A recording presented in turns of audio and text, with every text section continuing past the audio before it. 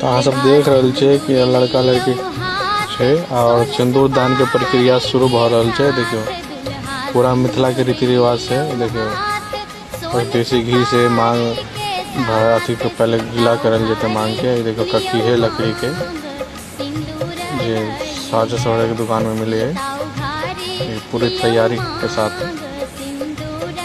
आ दुनू के मन में लड्डू फूटे है। ठीक कहियो देखे से